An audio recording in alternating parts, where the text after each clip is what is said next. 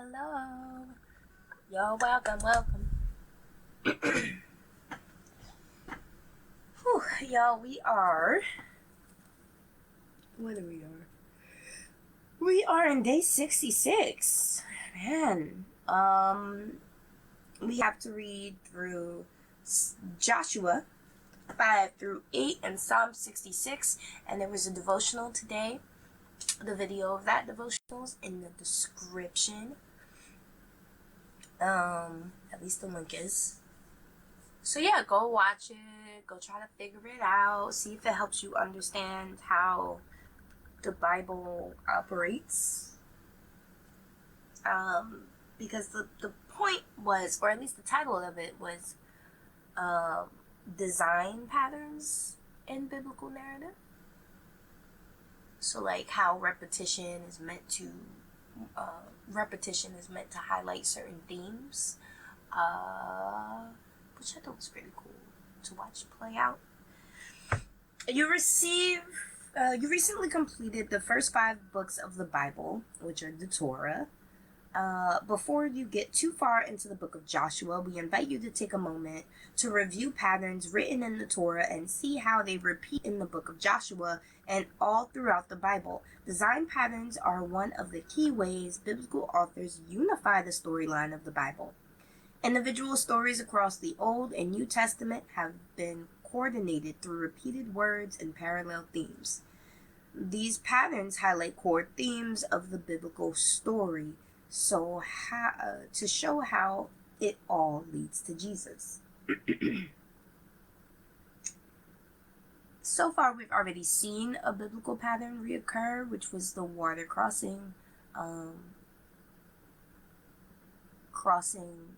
the Jordan River. Similar to how Moses crossed the Red Sea with the people of Israel. And then we get to see how God takes this seemingly average day person, Joshua, and raises him to the stature of a great leader. Because Joshua is able to get everyone across, or at least command everyone in Israel across safely. Because he's able to demonstrate that the Lord is with him and that he's receiving instruction from the Lord. All of Israel is willing to follow his commands and be as obedient as Israel is capable of. So yeah,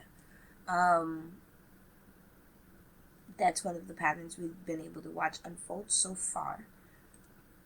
Now, if we continue, we get to Joshua 5. At the top of that, it says, when all the Amorite kings west of the Jordan and all the Canaanite kings who lived along the Mediterranean coast heard how the Lord had dried up the Jordan River so the people of Israel could cross, they lost heart and were paralyzed with fear because of them.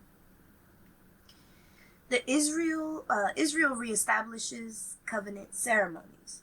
At the time, the Lord told Joshua, make flint knives and circumcise the second generation of Israel.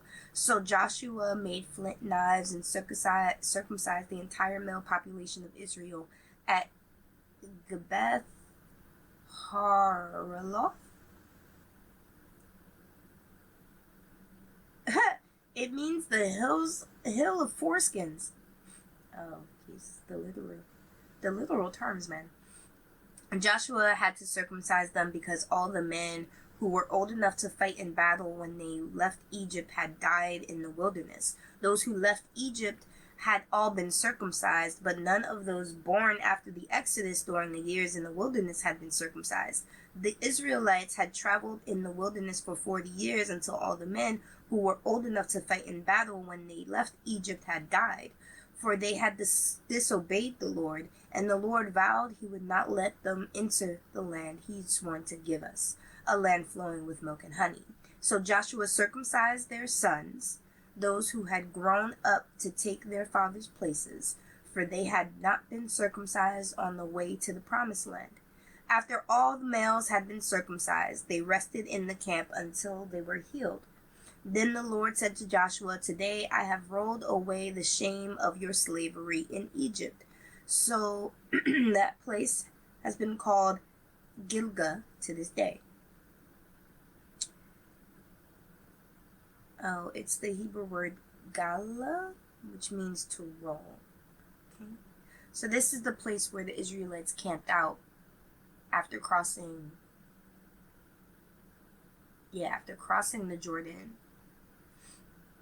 This is also the place where all the circumcisions took place. But I wonder why the Lord was forgiving, or is it forgiving?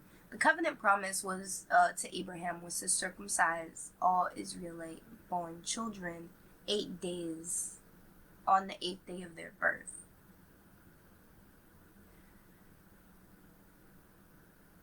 And that was a covenant promise that was supposed to be upheld throughout the generations. So that 40-year lapse, I wonder what.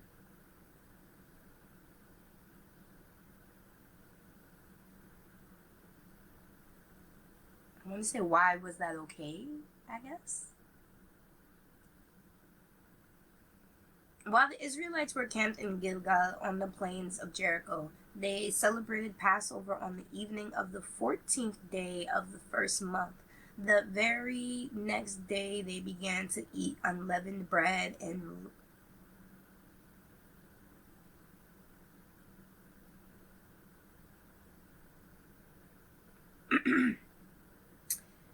they celebrated Passover on the evening of the 14th day of the first month. The very next day, they began to eat unleavened bread. That's bread with no yeast, and roasted grain harvested from the land. No manna appeared on the day they first ate from the crops of the land, and it was never seen again. So from that time on, the Israelites ate from the crops of Canaan. The Lord's commander confronts Joshua. When Joshua was near the town of Jericho, he looked up and saw a man standing in front of him with a sword in hand. Joshua went up to him and demanded, "Are you friend or foe?"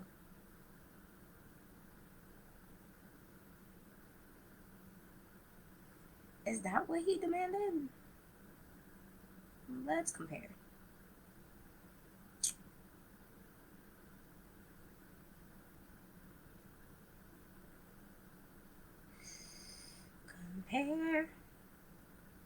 We'll read the King James real quick.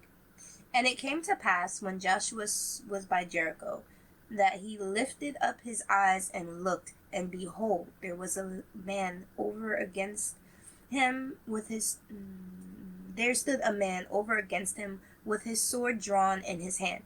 And Joshua went unto him and said unto him, "Art thou for us or for our adversaries?" And he said, "Nay, but as captain of the host of the Lord am I now come." And Joshua fell on his face to the earth and did worship him, and said unto him, "What saith the Lord unto his servant?"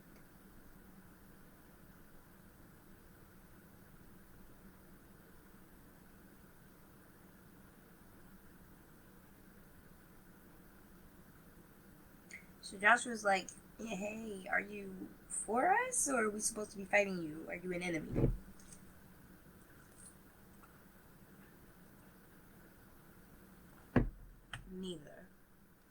Neither one. He replied, "I am the commander of the Lord's army." At this, Joshua fell with his face to the ground in reverence. "I am at your command," Joshua said. "What do you want your servant to do?" The commander of the Lord's army replied, "Take off your sandals, for the place where you are standing is holy." And Joshua did as he was told. The place he's standing, is it holy because the commander of the Lord's army was there? So they're meeting an angel who's ready for battle.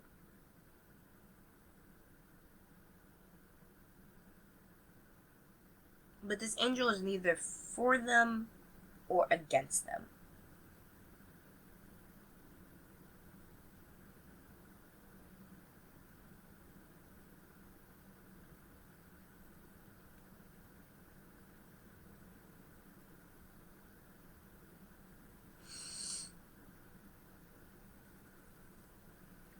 The fall of Jericho. Now the gates of Jericho were tightly shut because the people were afraid of the Israelites.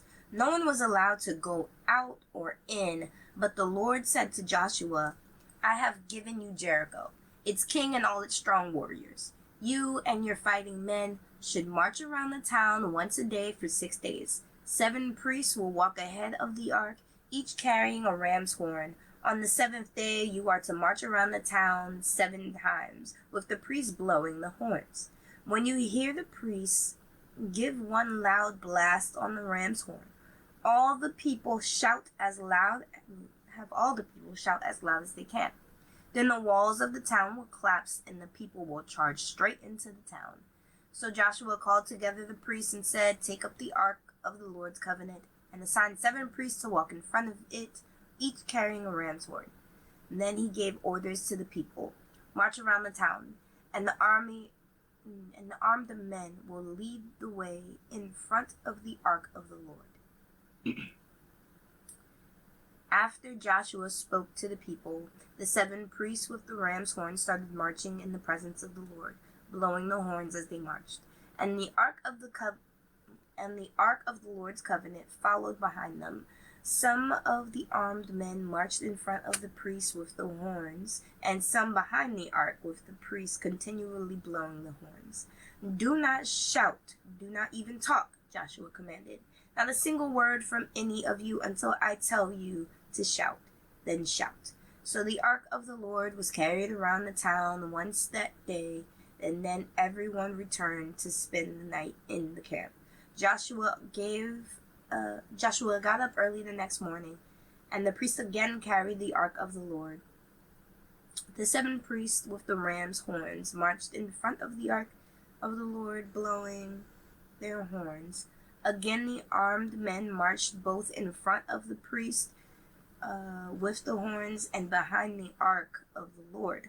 All this time the priests were blowing their horns. On the 2nd day they again marched around the town once and returned to the camp.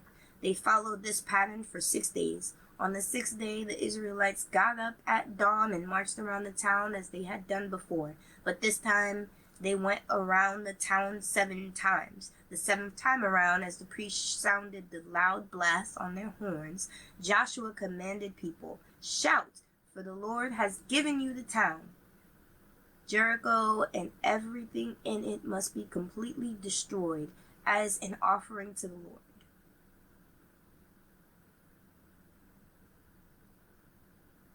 The Hebrew term used here refers to the complete consecration of things or the people to the Lord, either by destroying them or by giving them as an offering.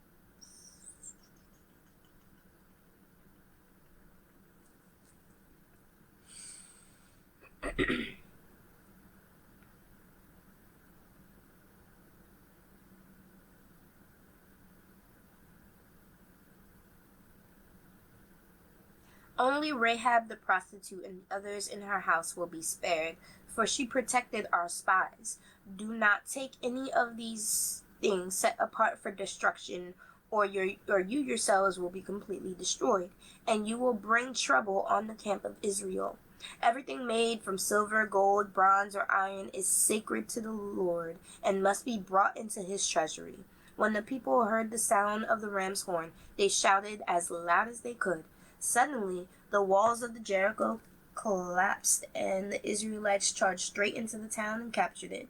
They completely destroyed everything in it with their swords, men and women, young and old, cattle, sheep, goats, and donkeys. Meanwhile, Joshua said to the 2 spies, Keep your promise. Go to the prostitute's house and bring her out, along with all her family.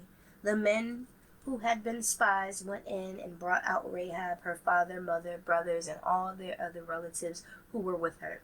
They moved her whole family to the safe place near the camp of Israel. Then the Israelites burned the town and everything in it. Only the things made from silver, gold, bronze, or iron were kept for the treasury of the Lord's house. So Joshua spared Rahab the prostitute and her relatives who were with her in the house, because she had hidden the spies Joshua sent to Jericho. and she lives among the Israelites to this day. At that time, Joshua invoked this curse. May the curse of the Lord fall on anyone who tries to rebuild the town of Jericho. At the cost of his firstborn son, he will lay its foundation. At the cost of his youngest son, he will set up its gates. So the Lord was with Joshua, and his reputation spread throughout the land.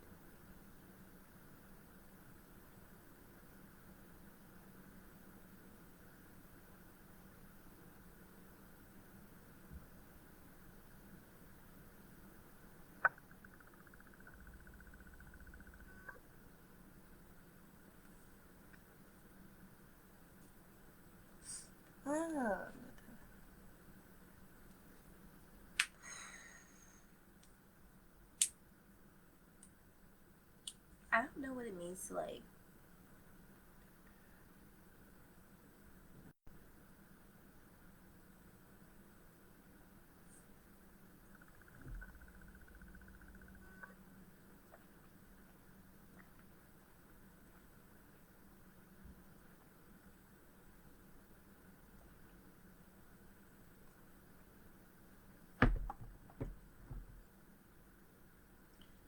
top of Joshua 7. Ai defeats the Israelites. But Israel violated the instructions about things set apart for the Lord. A man named Achan had stolen some of these dedicated things, so the Lord was very angry with the Israelites. Achan was the son of Carmi, a descendant of Zimri, son of Zerah of the tribe of Judah. Joshua sent some of his men from Jericho to spy out the town of Ai, east of Bethel, near Beth Aven. When they returned, they told Joshua, "There's no need for all of us to go up there. It won't take more than 2,000 or 3,000 men to attack Ai. Since there are so few of them, don't make all our people struggle to go up there." So approximately 3,000 warriors were sent, but they were soundly defeated. The men of Ai chased the Israelites from the town gate as far as the quarries, and they killed about 36 who were retreating down the slope. The Israelites were paralyzed with fear at this turn of events, and their courage melted away. Joshua and the elders of Israel tore their clothing in dismay, threw dust on their heads, and bowed face down to the ground before the ark of the Lord until evening. Then Joshua cried out, "O sovereign Lord, why did you bring us across the Jordan River if you are going to let the Amorites kill us? If only we had been content to stay on the other side. Lord, what can I say now that Israel has fled from its enemies? For when the Canaanites and all the other people living in the land hear about it, they will surround us and wipe our name off the face of the earth. And then what will happen to the honor of your great name?" But the Lord said to Joshua, "Get up. Why are you lying on your face like this? Israel has sinned and broken my covenant. They have stolen some of the things that I commanded must be set apart for me, and they have not only stolen them, but have lied about it and hidden the things among their own belongings. That is why the Israelites are running away from their enemies in defeat. Now Israel itself has been set apart for destruction. I will not remain with you any longer unless you destroy the things among you that were set apart for destruction. Get up. Command the people to purify themselves in preparation for tomorrow. For this is what the Lord, the God of Israel, says. Hidden among you, O Israel, are things set apart for the Lord. You will never defeat your enemies until you remove these things from among you. In the morning you must present yourselves by tribes, and the Lord will point out the tribe to which the guilty man belongs. That tribe must come forward with its clans, and the Lord will point out the guilty clan. That clan will then come forward, and the Lord will point out the guilty family. Finally, each member of the guilty family must come forward one by one. The one who has stolen what was set apart for destruction will himself be burned with fire, along with everything he has, for he has broken the covenant of the Lord and has done a horrible thing in Israel.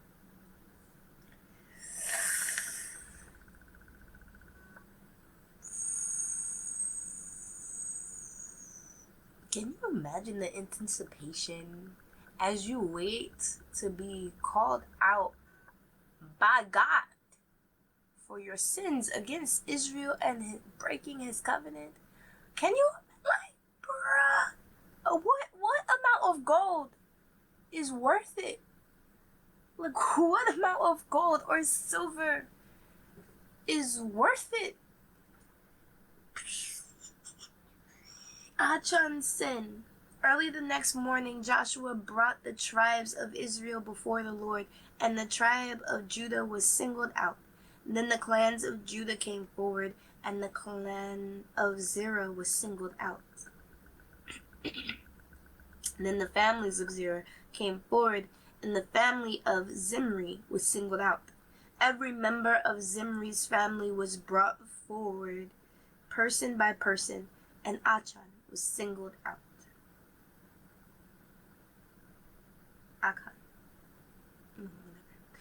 Then Joshua said to Achan, "My son, give glory to the Lord, the God of Israel, by telling the truth. Make your confession and tell me what you have done.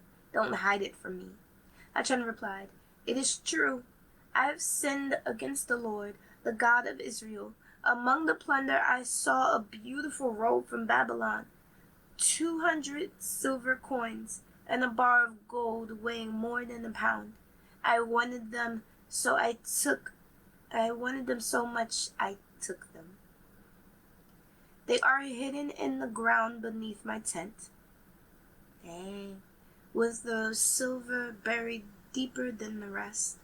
So Joshua sent some men to make a search. They ran to the tent and found the stolen goods hidden there, just as Achan had said, with the silver buried beneath the rest. They took the things from the tent and brought them to Joshua and all the Israelites. Then they laid them on the ground in the presence of the Lord. Then Joshua and all the Israelites took Achan, the silver, the robe, the bar of gold, his sons, daughters, cattle, donkeys, sheep, goats, tent, and everything he had, and brought them to the valley of Achor. Then Joshua said to Achan, Why have you brought trouble on us? The Lord will now bring trouble on you." And all the Israelites stoned Achan and his family and burned their bodies. They piled a great heap of stones over Achan, which remained to this day. That is why the place has been called the Valley of Trouble, never ever since. So the Lord was no longer angry.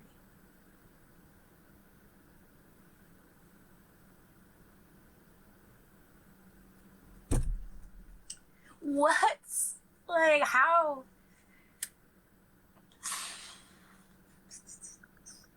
Y'all need to remember, like, I think it was a mere, let's say 60 days.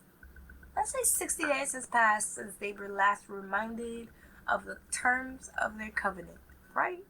60 days has passed. That's it. Approximately. This is me guessing, right? Because it was 30 days after. It doesn't matter. You saw a robe from Babylon, 200 silver coins, and a pound or so. A gold bar weighing about a pound, right? Weighing over a pound. Now that's heavy riches, I will say. But for what was you're gonna forsake your ultimate rewards and riches You're gonna forsake the holy crusade Israel was on for a brilliant robe? 200 gold coin, 200 silver coins and a gold bar? Like, what is the value of those things if they bring you death? Like, what is the value if it brings you death? And you knew it was gonna bring you death. Like, what did you think? Oh, the Lord's not gonna see this? Oh, the Lord who walks among us is not gonna see this? Why is the challenge so hard? Like, I just don't understand. What is your value? What is the value of your integrity? Like, what is the value of your integrity and your promise and commitment to following the Lord? Because if it's a robe and 200 gold coins, 200, not even gold coins, 200 silver coins and a gold bar, yes, that's money. I get it. But, like, what is the value of it if it risks your family and everything you own? You need those things to live a good life, right? That's why we crave riches, is to live a good life. But if the promise of a good life is what we're fighting for, that, like, other thing is just temptations of falsehood. Like, you're not gonna get to live a good life because of those coins you saw and you thought were good. Like, no, man.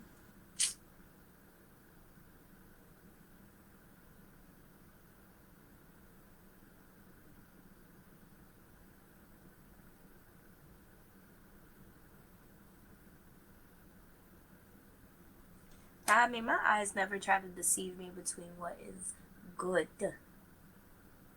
and what you tell me is good.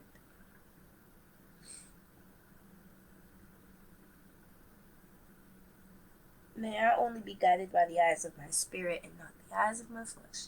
Because I don't want no shallow riches. You can leave the 200 gold coins and the beautiful silk robe, and you can leave the gold bar. I just want to be right. I want my soul to be well.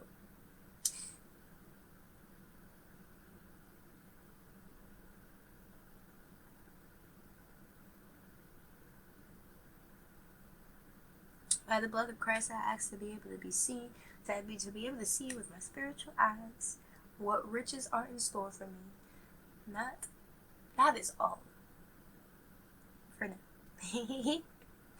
In Jesus' name I pray, amen.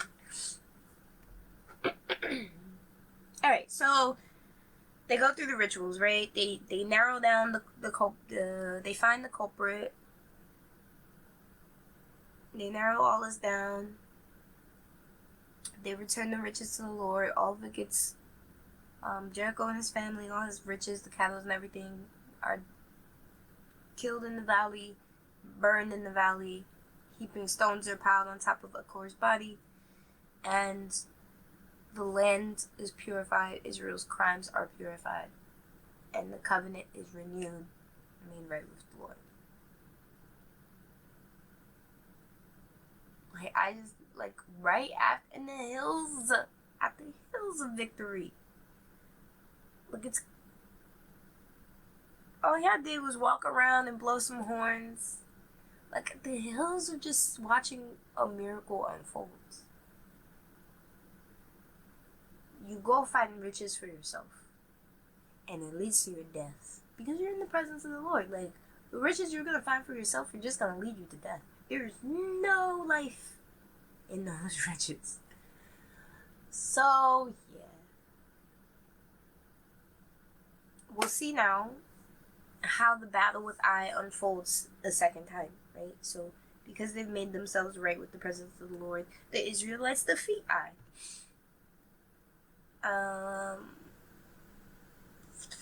Then the Lord said to Joshua, "Do not be afraid or discouraged. Take all your fighting men and attack Ai, for I have given you the king of Ai, his people, his town, and his land. You will destroy them as you destroyed Jericho and its king. But this time you may keep the plunder and the livestock for yourselves. Set an ambush behind the town." So Joshua and all the fighting men set out to attack Ai. Joshua chose three.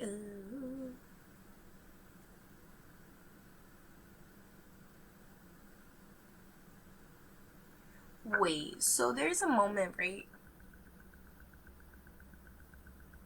where Joshua sends out the scouts to Ai the first time, and they're like, "Oh, you only need but a couple thousand of us. Please don't make us all work to go get it."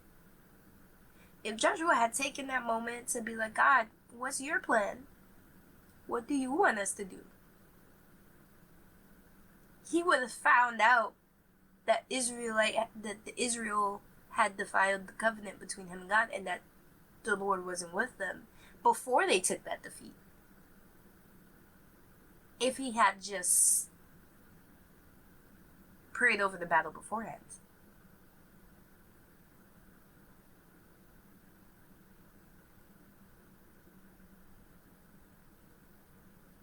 I can't imagine that he would have prayed over the battle beforehand and not received the Lord's response that, "Hey, it's not right with your people. Go cleanse it, and here's what you need to do. That these people have stolen from me," and da da da.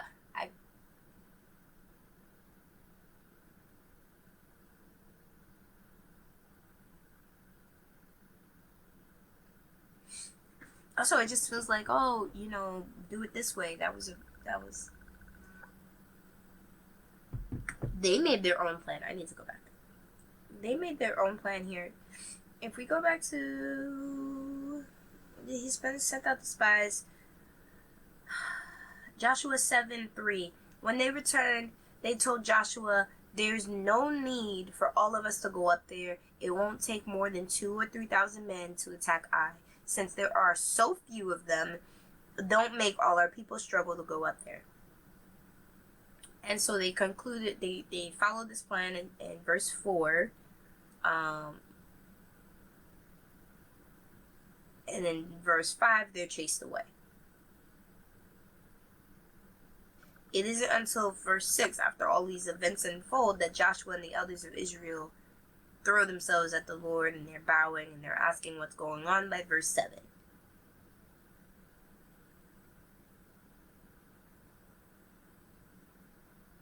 But then verse 7 says, "O sovereign Lord, why did you bring us across the Jordan River if you were going to let the Amorites kill us? If only we had been content to stay on the other side." So this is doubt right here. It's not like, "Oh Lord, what happened? What's going on?"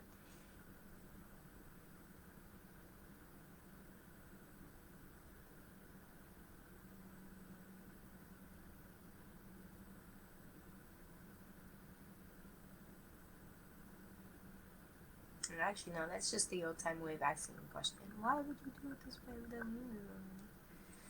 Okay.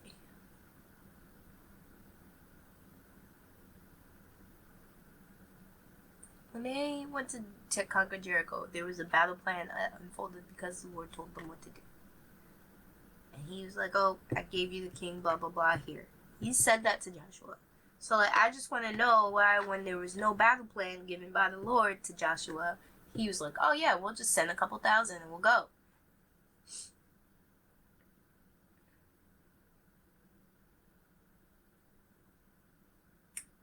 Alright. So, I'm back in Joshua 8, and we're going to start at, verse 2. No, actually, we'll start from the beginning. Because the Lord's like, "Yeah, don't be afraid, whatever. I'm giving you the king of Ai, his people, his time, his life. Go ahead." He's like, "Here's the plan. You're going to ambush them. You're going to ambush them from behind the town." So Joshua and all the fighting men set out to attack Ai. Joshua chose 30,000 of his best warriors and sent them out at night with these orders: "Hide in ambush close behind the town and be ready for action. When our main army attacks, the men of Ai will come out to fight as they did before, and we will run away from them. We will let them chase us until we have drawn them away from the town. For they will say, 'The Israelites are running away from us as they did before.' Then while we are running from them, you will jump up from your ambush and take possession of the town, for the Lord your God will give it to you. Set the town on fire as the Lord has commanded. You have your orders. Oh, also, that's cool, because then the Lord's like able to take this slight against the Israelites from their first defeat and make it seem like it was all part of the plan for their victory, right? So he takes this and he turns it into good, right? Because we're worried about what all of the neighbors will say when they heard that I defeated the Israelites. It's like, oh, I defeated the Israelites. So now it makes it seem like there was a weakness amongst the Israelites. This would be bad.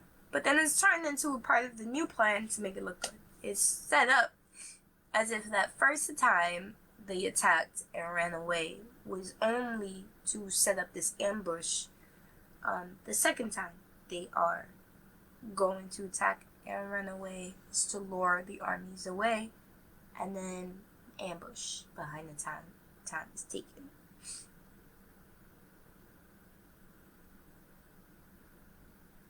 So basically, God right here is just covering for one of their faults with their new victory. So Joshua 8:9. So they left and went to the place of ambush between Bethel and the west side of Ai. But Joshua remained among the people in the camp that night. Early the next morning, Joshua rose his men and started toward Ai, accompanied by the elders of Israel. All the fighting men who were with Joshua marched in front of the town and camped on the north side of Ai, with a valley between them and the town. That night, Joshua sent about 5,000 men to lie in ambush between Bethel and Ai on the west side of the town. So they stationed the main army north of the town and the ambush west of the town. Joshua himself spent that night in the valley. When the king of Ai saw the Israelites across the valley, he and his army hurried out early in the morning and attacked the Israelites at a place overlooking the Jordan Valley. But he didn't realize there was an ambush behind the town. Joshua and the Israelites' army fled toward the wilderness. Joshua and the Israelite army fled toward the wilderness as they were badly beaten. Fled toward the wilderness as though they were badly beaten. Then all the men in the town were called out to chase after them. In this way, they were lured away from the town. There was not a man left in Ai or Bethel who did not chase after the Israelites. There wasn't a man in the town left in Ai or Bethel who did not chase after the Israelites, and the town was left wide open. Then the Lord said to Joshua, "Point the spear in your hand toward Ai, for I will hand the town over to you." Joshua did as he was commanded. As soon as Joshua gave the signal, all the men in their ambush jumped up from their position and poured into the town. They quickly captured it and set it on fire. When the men of Ai looked behind them, smoke from the town was filling the sky, and they had nowhere to go. For the Israelites who had fled in the direction of the wilderness now turned on their pursuers. When Joshua and all the other Israelites saw that the ambush had succeeded, the smoke was rising from the town. They turned and attacked the men of Ai. Meanwhile, the Israelites who were inside the town came out and attacked the enemy from the rear.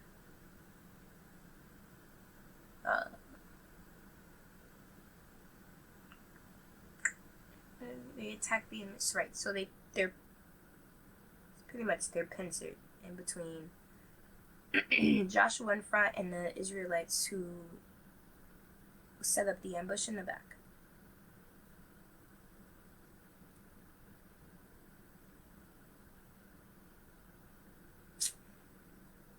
So the men of Ai were caught in the middle, with the Israelites fighting on both sides.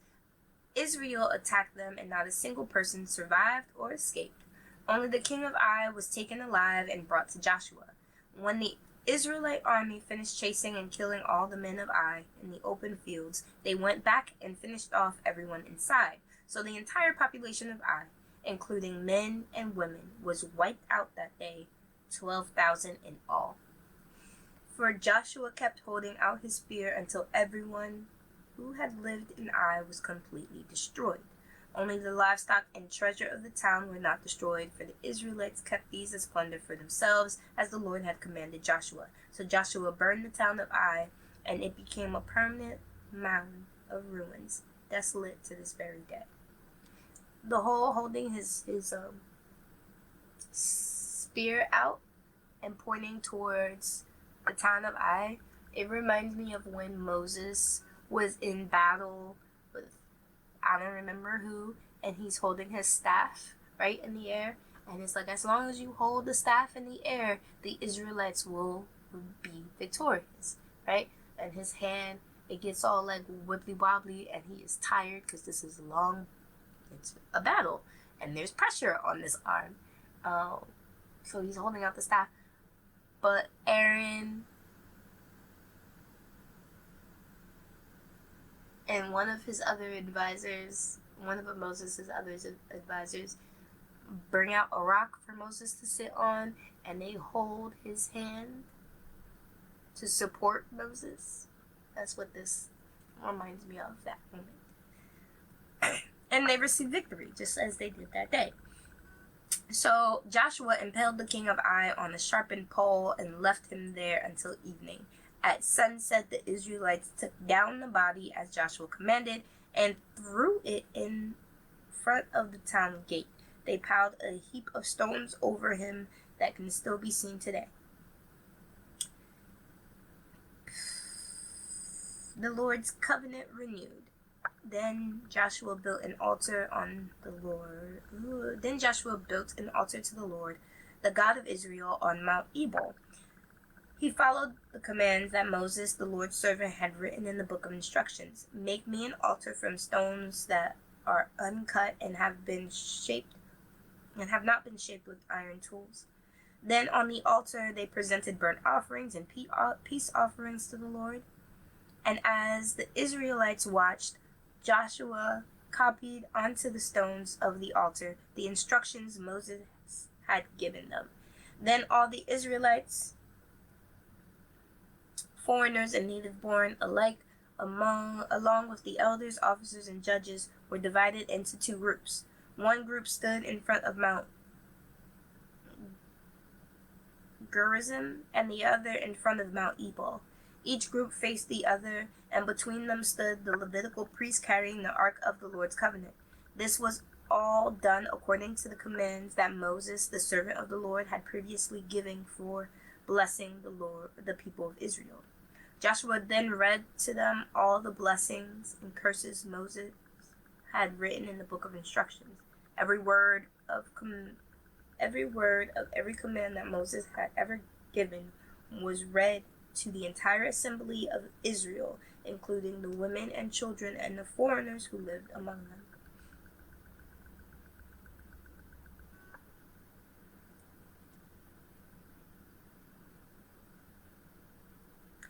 For the choir director, a psalm.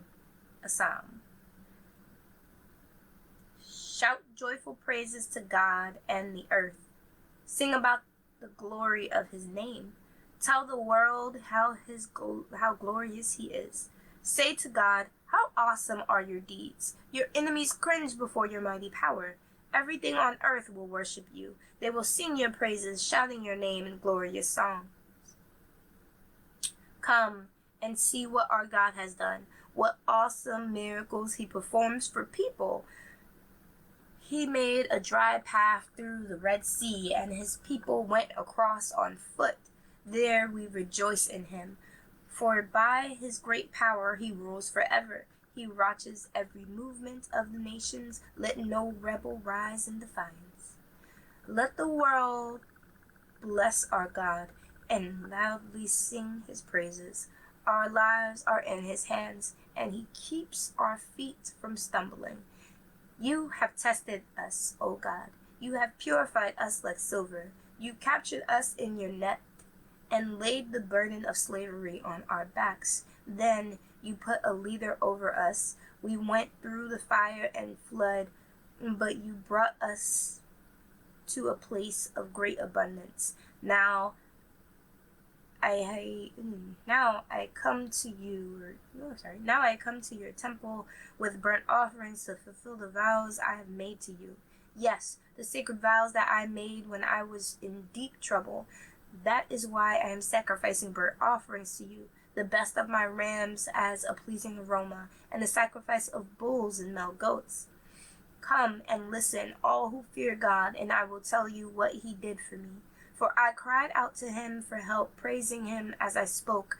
If I had not confessed the sin in my heart, the Lord would not have listened. But God did listen. He paid attention to my prayer. Praise God, who did not ignore my prayer or withdraw his unfailing love from me.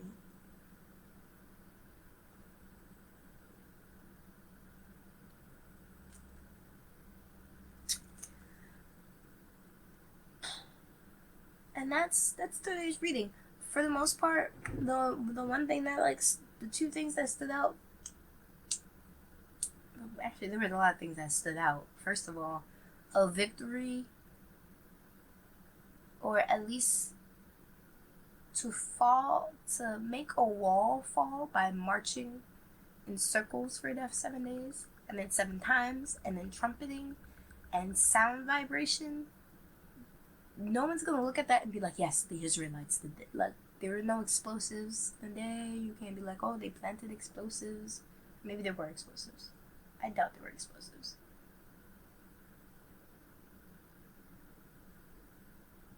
You know, those are signs those are things that are strictly meant to bolster the reputation of Israel and the understanding, like, for other lands to know that God is with Israel and only God. Only God. Hey, how did they do that? Only God. Their Lord is with them. Did you not know? Right. And then, like, it comes down to integrity for me.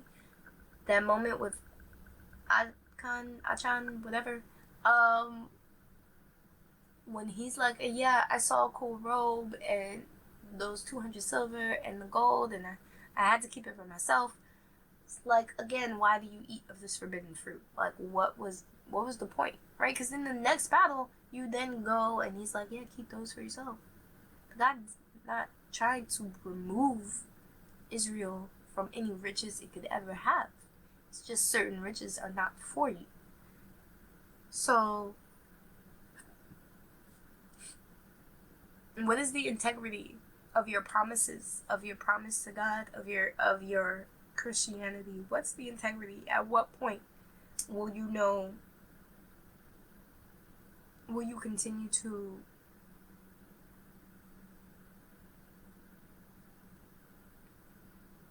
like? For me, it's like, at what point, even though I'm going to refuse whatever riches they are, if they're not aligned with the will of God. Because those are the only riches I want. I feel like all those other riches are just deceptive leaders to death, and I don't want to participate. So you could take your robe and your 200 silver coins and your gold bar and just like, I don't need it. I don't need it if it's not in line with the will that God has given me or has instructed us.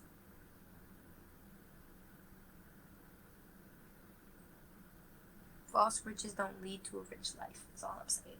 So, that stood out to me. And then the moment where the first time I is being taken on by the Israelites and they send out scouts and they're like, yeah, you only need 3,000. The fact that, like, the priest didn't take a moment to, like, really pray over this and consecrate, in terms of, like, they have the ritual ability to do that, like consecrate and do sacrifices and do whatever other purify themselves, whatever ritualistically they would have needed to do, to know beforehand that someone amongst the Israelites has defiled the covenant, and so I'm not with you in this battle. Like, they could have figured that out, I feel like, before they got defeated and ran off. So it's being sure that when you move, you're moving with Lord, not against him. You're moving with him, right? And this also calls to like the Lord, the commander of the Lord's army, that angel that was with them, and he's like, oh, are you for us or against us? And Joshua says, are you for us or against us? And he's like, neither. I'm the commander of the Lord's army. I'm for God. I stand with God, and God's on whatever side is his side. So I think the for us or against us left that opening of thinking that God stands on our side, and against us is the Canaanites and the Amorites and everyone else. So there are only two sides here. But the fact that the angel of the Lord is on neither of those sides as the commander of God's army means that there is a side that supersedes all this, yes. So as the Lord walks with them and in all of is with Israel because of his covenant promise, it's not as simple as being for or against. Because the second they defile that promise or break their covenant, God has to uphold his own boundaries, his own sides of his own side of things. And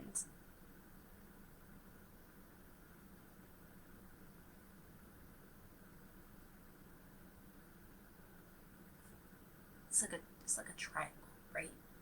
So we got the Israelites, and then we got the Israelites, and then we got the enemies of the Israelites, because it's a long list, and then you got God at the peak.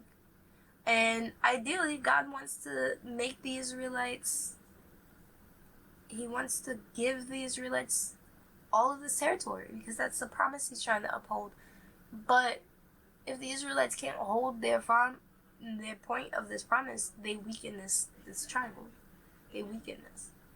And God has to make sure, it's like, yo, like, you can't just go about doing whatever you want willy-nilly. There are promises. There are rules, there are regulations, there's a tie, there are boundaries to this relationship. So I just found it interesting that they would make their own battle plan, even with the Lord, the commander of the Lord's army being there. Like, they would make their own battle plan and they would go after their own victory in their own way. Like, oh, it's only a few of them, just in like 3011, it's not that many, you'll be fine. You know, that they would do this outside of God's instruction, especially when God is like talking to them all the time. Like,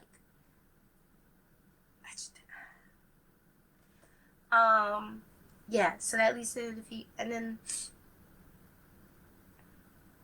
we already talked about the integrity of this Alexander just taking whatever was there, right?